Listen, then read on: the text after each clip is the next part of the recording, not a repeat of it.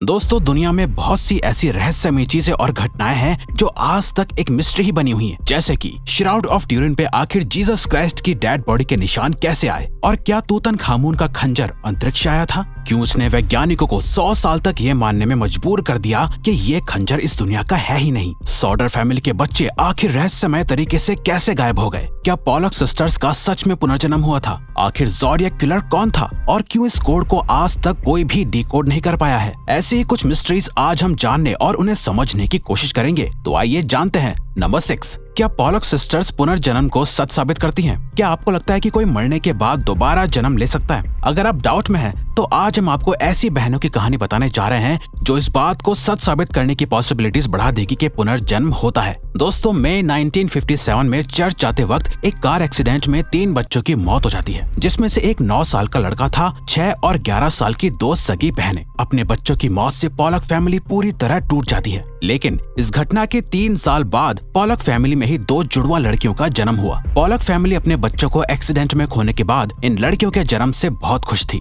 लेकिन जब ये लड़कियां 4 साल की हुई तो वो अपनी 4-5 साल पुरानी बातें याद करने लगी, जो पॉलक फैमिली की उन 2 मरी हुई बेटियों को पता थी। वो उस स्कूल की बातें कर रही थी जहाँ वो कभी गई ही नहीं, लेकिन जिसमें उनकी मरी हुई बेटियां जाया करती थी। इसके अलावा उन दोनों जुड़वा बहनों को कार और रोड से बहुत डर लगता था। जब पॉलक फैमिली ने इन लड़कियों को अपनी मरी हुई बेटियों के खिलौने दिए, तो वो जुड़वा बहनें इन खिलौनों से ठीक वैसे ही खेल रही थी जैसे उनकी मरी हुई बेटियां खेला करती थी। और ये शक यकीन में तब बदला जब उनकी एक बेटी ने अपनी दूसरी बहन के गोद में सिर रखा हुआ था, और दूसरी बहन बोल रही थी कि देखो, तुम्हारी आंख से खून आ रहा है और यही तुम्हारा कार से एक्सीडेंट हुआ है। इसके बाद पॉलक फैमिली को भरोसा हो गया था कि ये उनकी मरी हुई बेटियां ही हैं, जिनका पुनर्जन्म हुआ है। पुनर्जन्म की ये घटना वाकई किसी मिस्ट्री से कम नहीं है, क्योंकि इन लड़कियों का जन्म उसी घर और उन्हीं माता पिता से हुआ था।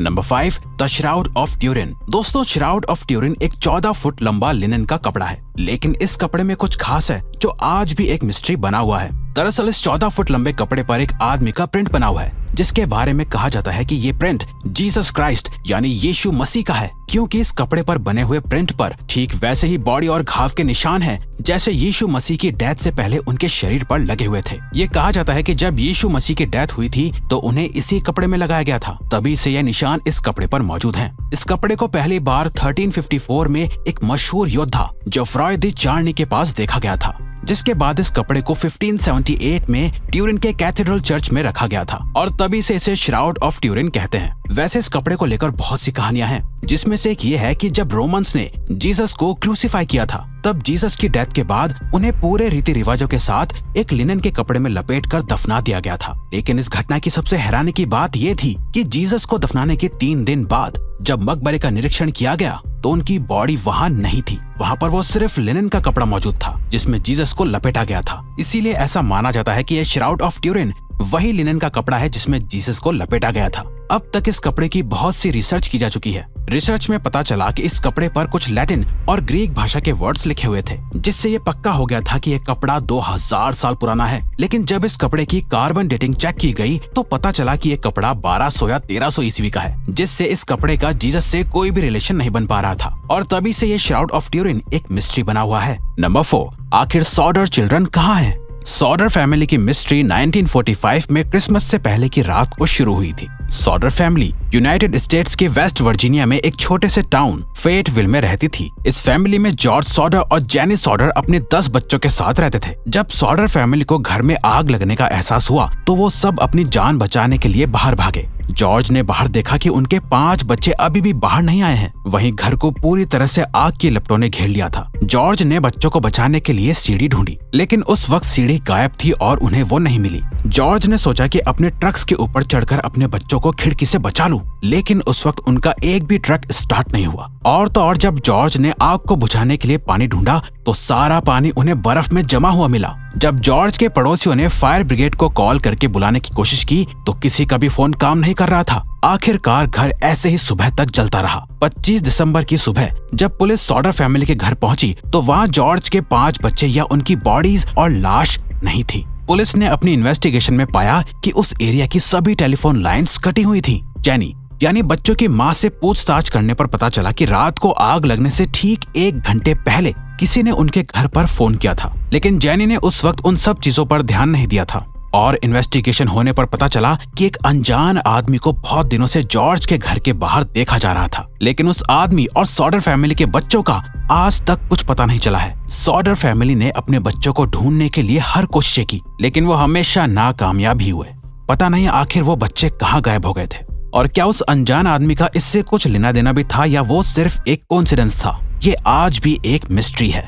नंबर 3, तूतनखामुन का खंजर। फेरोन्स एंशिएंट इजिप्ट के राजाओं को कहा जाता था और तूतनखामुन फेरोन्स डायनेस्टी का आखिरी राजा था, जिसे किंग तूत के नाम से भी जाना जाता है। तूतनखामुन की मम्मी पहली बार 1922 में इजिप्ट से डिस्कवर हुई थी। तूतनखामुन की मम्मी असल में 3 ताबूतों के अंदर दफन थी, और जब तूतनखामुन की मम्मी को खोला गया था तब उसकी मम्मी ने गले में एक ताबीज पहना हुआ था और उनकी पूरी मम्मी सोने से बने हुए गहनों से ढकी हुई थी। साथ ही उसकी मम्मी के साथ 2 खंजर भी मिले थे, जिसे पहली बार देखने में लगा कि इनमें से एक खंजर लोहे का था और दूसरा खंजर सोने का था। लेकिन कहानी बिल्कुल अलग थी, क्योंकि पिछली हुई कुछ रिसर्चेस और खंजरों की इमेजेस से पता चला कि ये खंजर असल में लोहे का नहीं, बल्कि इसमें किसी मीटियोराइट के मटेरियल का इस्तेमाल किया गया होगा। एक स्टडी के मुताबिक जिस तरह का निकल इन खंजरों को बनाने में इस्तेमाल किया गया है, वो निकल अर्थ पर ओरिजिनेट यानी उत्पन्न ही नहीं होता है। ऐसा माना जाता है कि ये खंजर तूतनखामुन को दूसरी दुनिया के लोगों ने तोहफे में दिया होगा। यही वजह है कि आज तक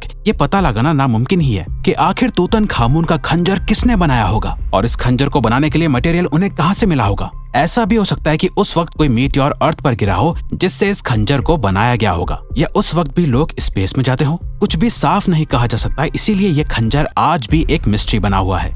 number 2, the zodiac killer. Zodiac killer की मिस्ट्री असल में 20 दिसंबर 1968 में शुरू हुई थी। 20 दिसंबर 1968 से लेकर 11 अक्टूबर 1969 तक सैन फ्रांसिस्को एरिया में लगभग 5 लोगों का मर्डर हुआ था। दिलचस्प बात यह है कि इन सभी मर्डर्स को एक तरह से किया था। सबसे पहला मर्डर 2 टीनेजर्स का हुआ था, जिन्हें उनकी कार के अंदर गोली मार दी गई थी। दूसरा मर्डर 4 जुलाई 1969 को डार्लिन फेरिन और माइक मचेव का हुआ था, लेकिन माइक इस अटैक से बच गए थे। जिसके बाद एक आदमी ने पुलिस को कॉल करके दोनों मर्डर्स की रिस्पॉन्सिबिलिटी ली। जिसके बाद 1 अगस्त को किलर ने अलग अलग न्यूज़पेपर्स को लेटर भेजकर मर्डर्स की रिस्पॉन्सिबिलिटी ली और इस खबर को पेपर में छापने की डिमांड की, और इस लेटर में ही किलर ने अपना नाम ज़ोडिएक बताया था। लेकिन पुलिस के इन्वेस्टिगेशन में पता चला कि ये लेटर एक झूठ था। जिसके बाद 27 सितंबर को एक और मर्डर हुआ, और इसके बाद 11 अक्टूबर को एक कैब ड्राइवर का मर्डर हुआ, जिसको 3 बच्चों ने अपनी आंखों से देख लिया था। लेकिन उस वक्त किलर का चेहरा ढका हुआ था और केस आज भी एक मिस्ट्री है। Number 1, shepherd's monument. इंग्लैंड में एक स्मारक है जिसे शेफर्ड्स मॉन्यूमेंट कहते हैं। इसे 1763 के आसपास बनाया गया था। इस मॉन्यूमेंट पर निकोलस बुसान की पेंटिंग बनी हुई है, जिसे द आर्केडियन शेफर्ड्स कहते हैं। इस मॉन्यूमेंट के नीचे 10 अक्षर का एक कोड लिखा हुआ है, जिसे आज तक कोई भी डिकोड नहीं कर पाया है। इवन मशहूर बायोलॉजिस्ट चार्ल्स डार्विन ने भी इस कोड को डिकोड करने की कोशिश की थी, लेकिन वो भी इसे डिकोड नहीं कर पाए। बहुत से थ्योरिस्ट का मानना है कि अगर इस कोड को समझ लिया गया तो ये हमें द होली ग्रेल तक ले जा सकता है। खैर 2 सेंचुरीज बीतने के बाद भी इस कोड को कोई डिकोड नहीं कर पाया है। इसे दुनिया का सबसे मुश्किल कोड और मिस्ट्री माना जाता है। तो दोस्तों, ये थी कुछ अनसॉल्व्ड मिस्ट्रीज। अब अगर आपको ये वीडियो अच्छी लगी और आप आगे भी ऐसे ही अमेजिंग वीडियोस देखना चाहते हैं तो प्लीज हमारे चैनल को सब्सक्राइब और ऑल नोटिफिकेशन बेल को ऑन कर दो, ताकि हमारी फ्यूचर वीडियो का नोटिफिकेशन सबसे पहले आपके पास आए। So till then, keep learning, keep growing.